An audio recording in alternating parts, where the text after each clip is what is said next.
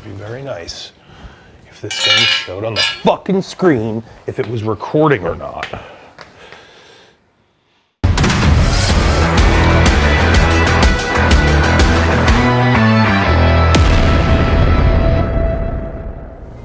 Welcome back, everybody, to another episode of Midlife Moto Garage. My name's Nick, and this is my Project Pumpkin Spice 2025 Triumph Speed Twin 1200 RS. On the docket for today, we're gonna give her a BBL. That's right, a Brazilian butt lift for our bike. What does that mean?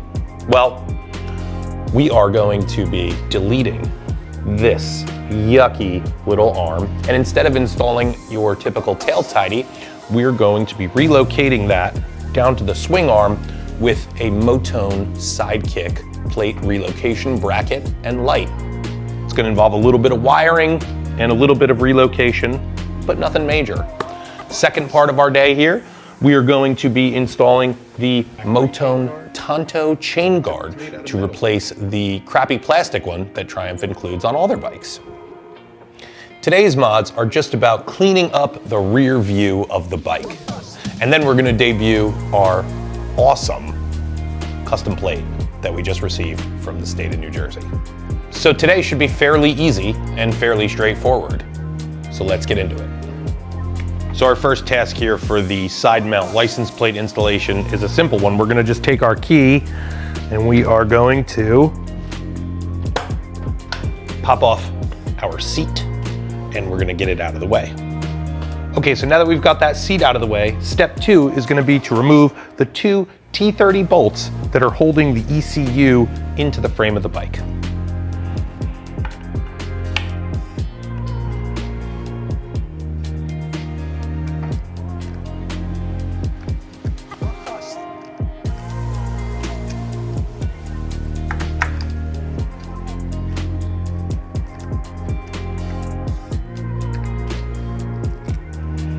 We're gonna set these aside and we can just pop the ECU up, which gives us access to the wiring underneath.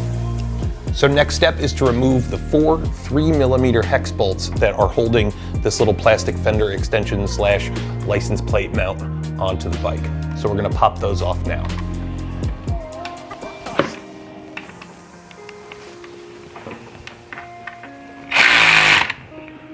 We should probably loosen instead of tightening though.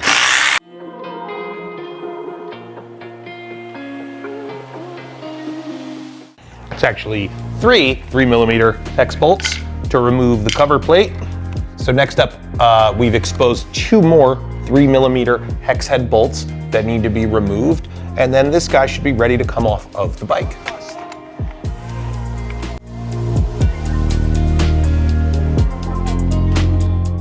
I think I lied. There are more 3mm hexes to remove. There might even be an 8mm. Next, we need to remove the 2 bolts that bolt through the subframe of the bike, the tail light, the fender, and the license plate bracket.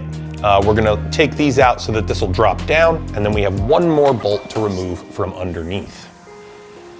This is an 8mm on top with a 10mm underneath.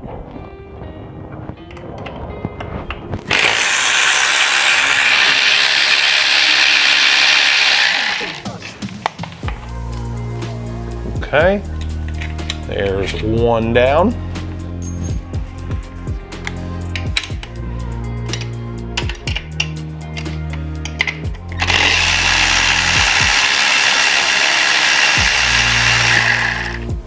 There's number 2 down.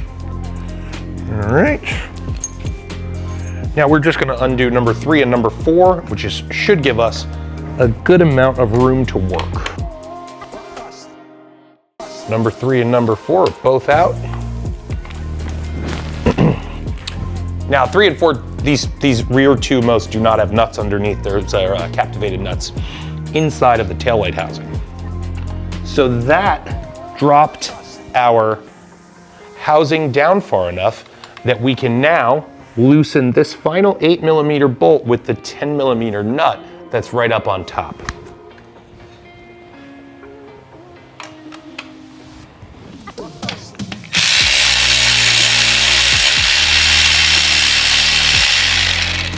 and bam, there goes the final bolt holding that structure together. Okay, and then there is this little aluminum spacer that needs to come out along with the bolt itself. Once it does, our little bracket needs to come off by just removing this wiring connector, which is a simple press and pull. There we go. And there is our hideous license plate bracket / reflector holder garbage. Now we need to fish the license plate light wire through this grommet in the taillight assembly. And we're going to pop it back out of here.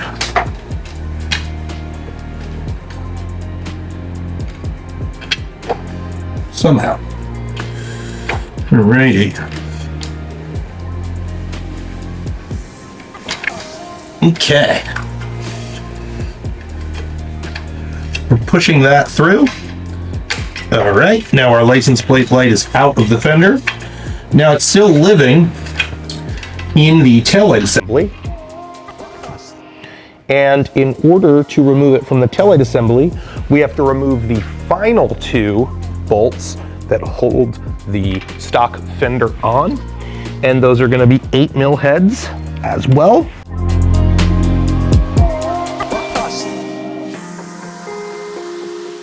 Now our fender can drop down a little bit further. We're gonna reveal 2 more spacers underneath between the fender and the taillight housing. Okay. Now as you can see, we have full access to the license plate light wiring. Okay. And we've got our fender out of the way. We actually have some plans for this. We're thinking this is gonna have to end up body matched at some point, because I just think in orange, it would just be spectacular. So now our job is going to be to remove the tie wraps that hold the wiring in and some of the tape. Now our wiring is separated out here a little bit. And as you can see, coming out of this main trunk that goes to the back of the bike, we have got the left and right turn signal wiring, along with the brake / stop light, tail light, and we've got the license plate light here. So now we are going to cut free some of this tape just so that we can get this license plate light connector back in this general vicinity so that we can run it down the frame rails along the swing arm and to where our new location will be. Take your time here, as this is fairly tedious work. Make small cuts to the tape and work yourself through the wires methodically. You really only need to free up about 4 to 6 inches of wire to make the pigtail reach where we need it to reach under the battery. And now it's time to reverse the process that we took to remove everything and reinstall all the hardware and tighten everything back up to make sure that the fender and taillight assembly are both properly fastened to the subframe of the bike.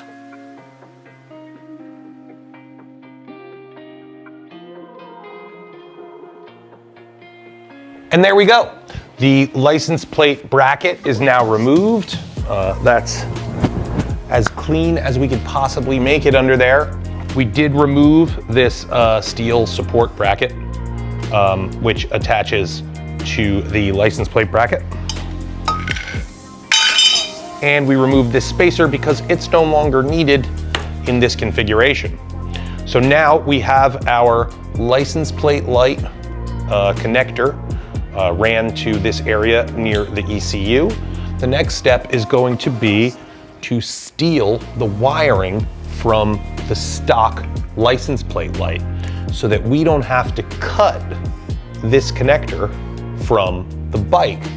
We're gonna cut the male connector from the license plate light and splice it on to our Sidekick license plate light, which just has standard butt connectors. Inside this little license plate bracket, there are two what look to be T20s, and they are, that actually hold the light onto this bracket. And now this stuff can go in the garbage. And we've got our factory Triumph license plate light, which is never gonna go back on the bike. So we're okay with cutting this thing up. So we're simply just gonna cut that.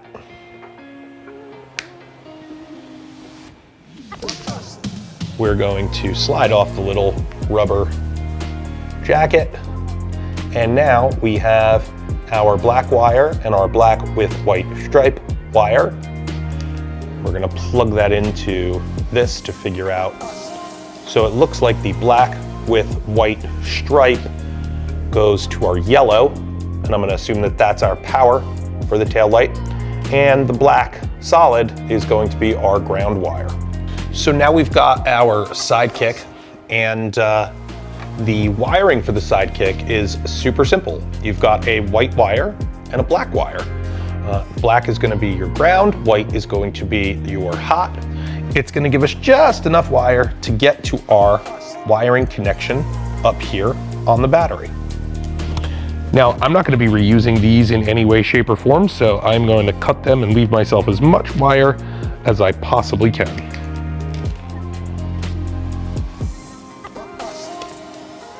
There we go. And then we're gonna strip them back, 1/4 to 1/2 inch, something like that.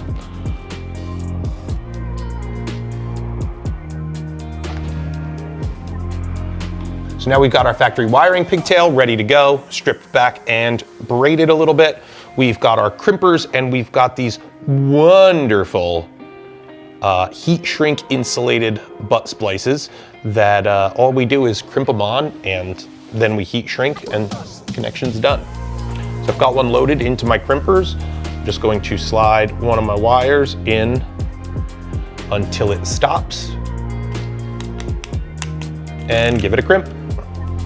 Give it a little tug to make sure that it's not gonna come out. And we're gonna do it again on the other wire. Same thing. We're gonna go in until it stops. We're gonna give it a squeeze, then give it a little tug to make sure it's not gonna come out. 1/2 of our connection is done. Now the other half, we have got the 2 wires from the Motone Sidekick. Alrighty, and we give them a little twist. Now we're gonna go, we know already that the black with white wire is going to be the hot lead for our tail light here, for our license plate light here. So we're doing the same thing as before. We're just gonna push our wire all the way in, grab our crimpers, put it into the red slot on the crimper, keep a little pressure inwards as we crimp. Give it a little tug, make sure it's not gonna come out. Let's do it again on the black wire. Bam, little tug, and we are looking perfect. Okay, crimps are done. So now we've got our little battery powered Milwaukee heat gun, and we are just going to heat shrink the 2 connections. Now, the battery powered gun has nowhere near the power that a wired gun has, so it takes a little bit longer to shrink the connections. And I just want to rotate as I'm going so that I'm getting even heat and I'm not just cooking one side of the shrink.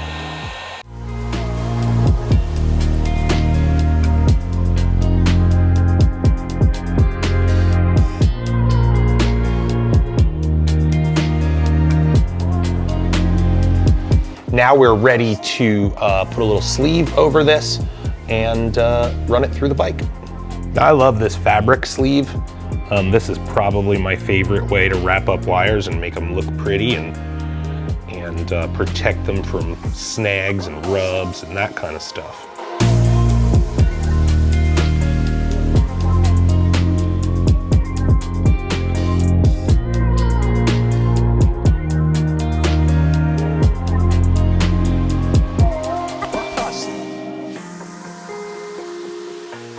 Now our little wire has its braid around it and it looks like it belongs.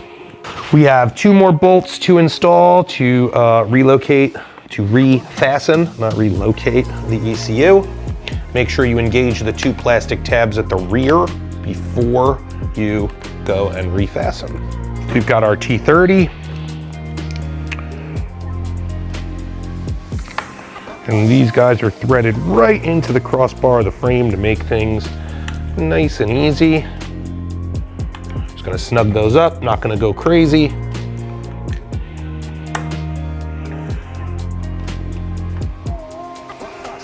Bam, done. Now that the wiring is done, the next step is to physically install the Sidekick bracket.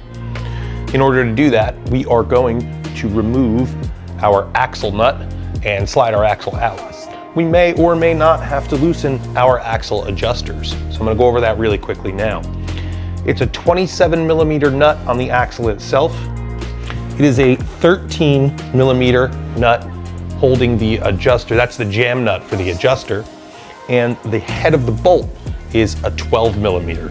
So I've got a 13 and 12mm wrench. So I've got the 27mm socket on my Milwaukee Impact. We're gonna crack this thing loose and see how it goes.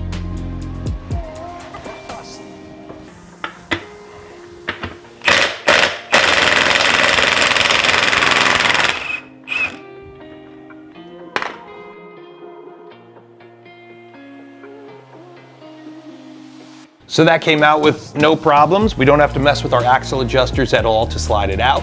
So now we're gonna just slide this guy out to the left side of the bike.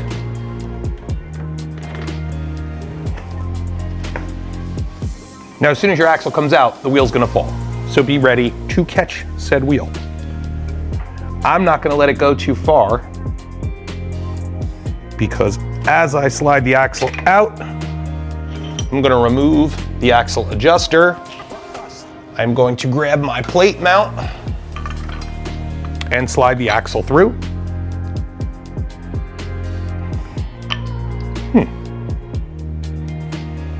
Or not. Well, it looks like the powder coat is a little too thick on the Motone bracket, so we are going to hit that with a die grinder to remove a little bit of it. So as you can see on the Motone bracket, the powder coating on the inside of the axle is a little bit thick. So we are going to grab our die grinder and give it a little kiss to remove some of that extra material.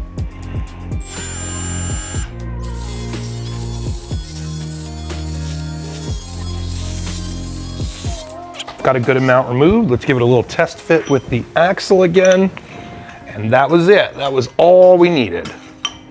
So we've got the Motone bracket installed on the axle now. And we're gonna pop the axle right on back through the swing arm.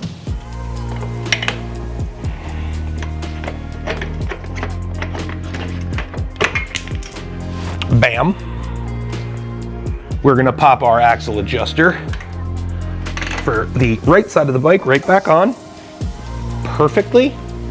And then we've got our flat washer and our nut. And we are going to crank this down tight.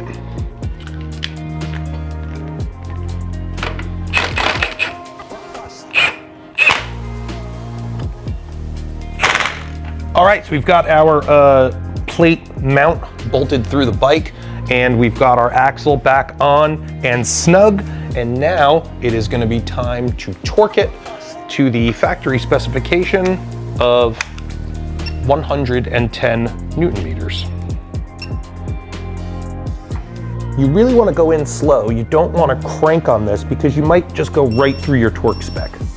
See as it comes in slowly.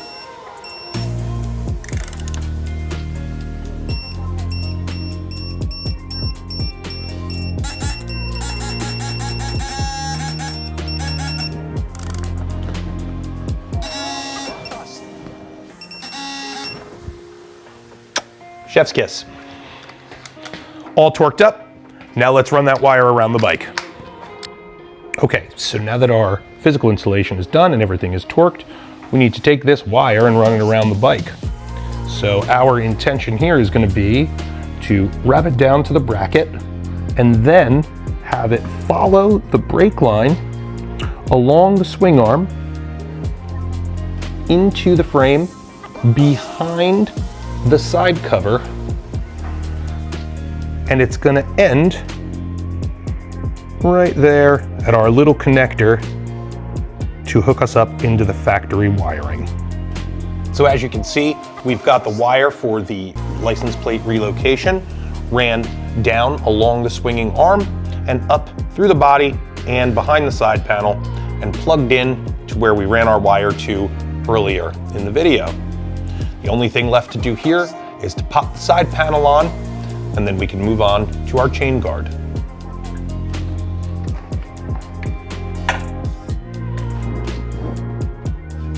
So as far as bike mods are concerned, this is about as easy as it gets. Chain guard removal is one tool, two fasteners. You've got a 5mm hex just above your axle nut, cracking that one loose now. Then we've got another 5mm hex just in line with your passenger peg. We've got that one coming off now.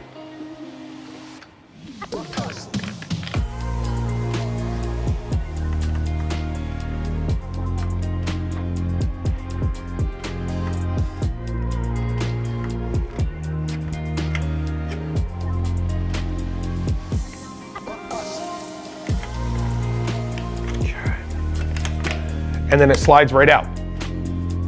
So the Motone unit is very similar to the factory unit, except for the fact that it's made out of metal instead of ABS plastic. And I really like that look and feel a lot better. And I feel like a bike of this caliber needs something metal over here. So it slides in just like the old one slid out.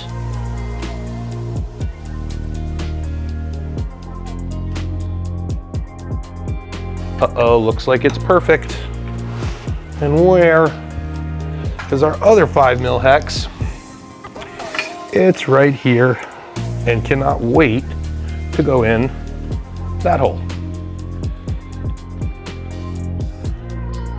All right. So all we're gonna do now is snug these guys up. They've got a little bit of blue Loctite on them anyway. Nice and snug.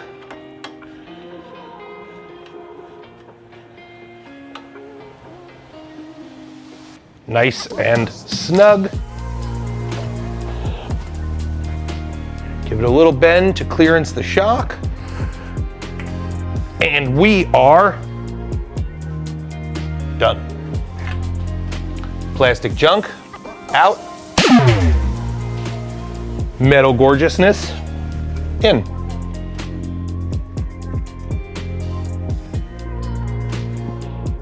Perfect, absolutely perfect. So listen, we relocated our plate. We added the chain guard. We cleaned up this whole tail section and got rid of that ridiculous reflector assembly. And I am super happy with the outcome. There's more to do back here, don't get me wrong. This gigantic Fisher-Price taillight assembly has gotta go. I think this fender needs to be body matched, or it may need to get swapped out with a Thruxton fender and body matched. Not 100% sure on that, but this is a great first step in giving this bike the BBL that it deserves. Tell me what you think down below in the comments. And if you've made it this far in the video, thank you so much for taking the time out of your day to spend it with me. And as always, remember, wrench, regret, repeat. We'll see you on the next one.